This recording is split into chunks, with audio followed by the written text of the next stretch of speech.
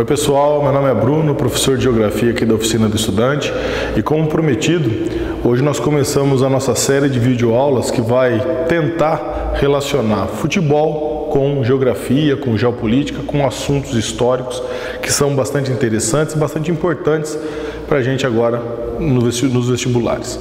E nós vamos começar falando sobre um dos maiores clássicos do mundo, um dos clássicos mais conhecidos, um dos clássicos que envolvem dois times com as maiores folhas salariais, os maiores orçamentos, os times mais ricos do planeta, ou estão entre os times mais ricos do planeta, Barcelona e Real Madrid.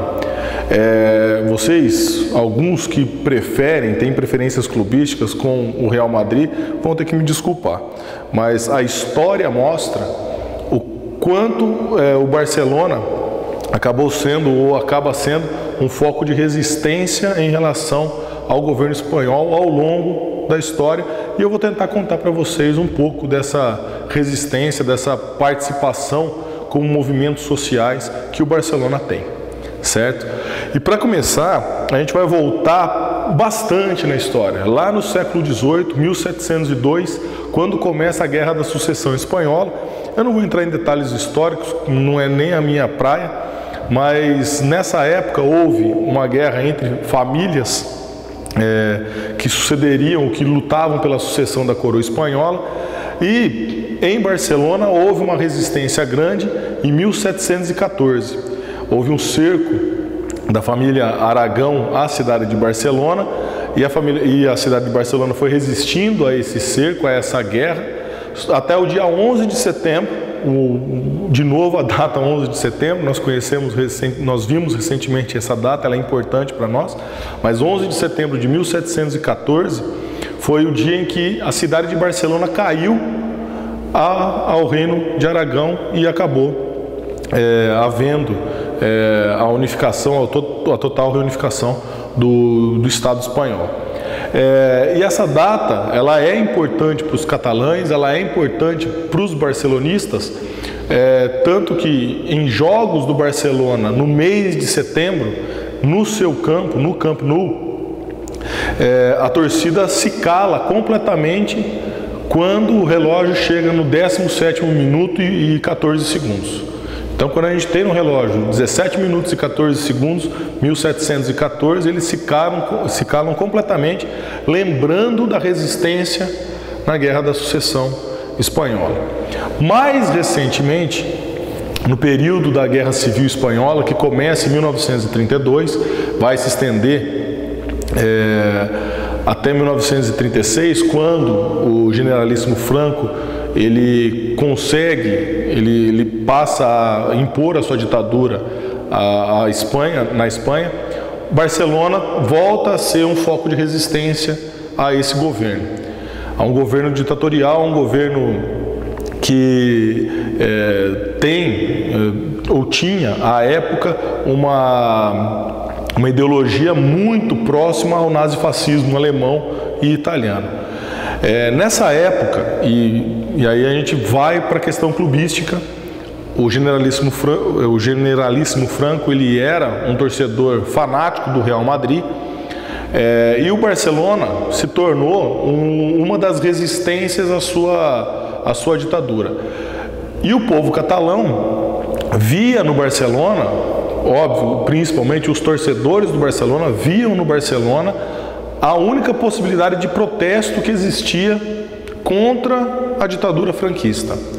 Sempre houve uma série de movimentos contrários a ele na Espanha toda, mas o Barcelona se transforma num desses principais focos de resistência.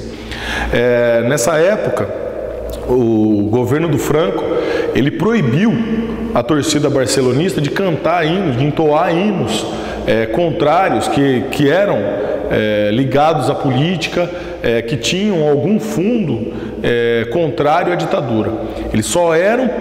A eles só era permitido falar o nome do clube, só cantar Barcelona, só falar Barcelona durante os jogos. Quer dizer, a palavra Barcelona acabou se transformando para os resistentes, os contrários ao Franco, uma das únicas formas de se colocar contrário ao seu governo. Quer dizer, a gente vê aí então a ligação de um clube de futebol que com uma questão política seríssima no país, certo? Não podemos aqui falar que o Real Madrid teve benefícios por ter tido ao seu lado o governo, o ditador Franco. Não, nem vamos tocar no assunto, nem vamos buscar isso, mas que ele se colocou contrário ao Barcelona, isso é um fato, isso é um dos fatos, certo? E ao longo da história, a ditadura franquista se estendeu até 1976, isso, claro que se perpetuou. E nessa época, durante todo esse período, sempre houve o movimento de separação, o movimento que, dentro de Barcelona, dentro da Catalunha, quis a separação, queria a separação. E eu gostaria de mostrar para vocês uma das formas que isso aparece no clube hoje. Essa é a camisa atual, a camisa número 2 atual do Barcelona. Não por acaso, é a bandeira da Catalunha. Quer dizer, os jogadores barcelonistas, eles carregam com eles dentro de campo a ideia de um país catalão, de uma nação catalã, de um estado catalão. E isso fica claro na camisa que eles usam, ou que em alguns momentos eles usam para jogar, certo? Aproveitando a história na Espanha, a gente tem que lembrar o seguinte: existe um outro movimento separatista no país, um movimento muito mais violento, que é o movimento da Pátria Basca. Na Pátria Basca, a cultura é completamente diferente, a gente tem uma língua completamente diferente, totalmente diversa ao espanhol. Na verdade, a língua basca, ela é diferente de todas as línguas latinas que nós conhecemos. Ela é anterior ao latim, ela é pré-romana. Então a gente tem lá uma questão também muito forte com o movimento de separação. Tem alguma ligação com o futebol? Tem. O time principal da região da Pátria Basca é o Athletic Bilbao. O Athletic Bilbao, ele não aceita espanhóis. Ele aceita só jogadores da Pátria Basca, que são bascos de nascença. Até algum tempo, eles não aceitavam nenhum tipo de estrangeiro no clube. Hoje eles aceitam pessoas de fora da Espanha, mas espanhóis eles não aceitam, até hoje. Também houve na época da ditadura franquista, o Athletic Bilbao foi um foco de resistência, não tão grande quanto o Barcelona, até pela diferença de estrutura dos clubes, de valor dos clubes.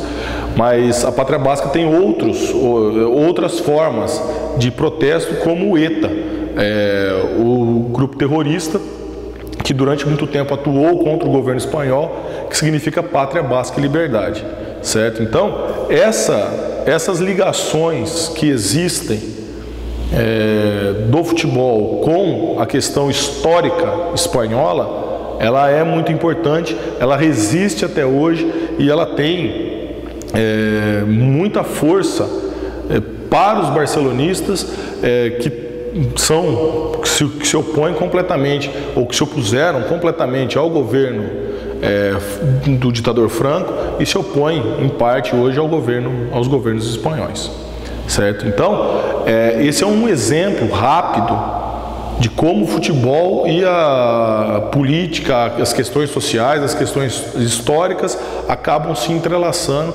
tendo uma participação muito forte. Se a gente trouxer para as questões mais atuais, tanto o Barcelona quanto o Real Madrid são clubes totalmente globalizados. E aí a gente pode entender um pouco o processo de globalização usando os dois clubes como exemplos. É claro que isso fica para uma outra oportunidade, mas é possível fazer isso, tá certo? Espero que vocês tenham entendido, que vocês tenham gostado. A nossa série continua. Na próxima videoaula a gente vai falar sobre questões religiosas envolvidas com o futebol, falando sobre 2 clubes escoceses, tá bom? Até a próxima, um grande abraço.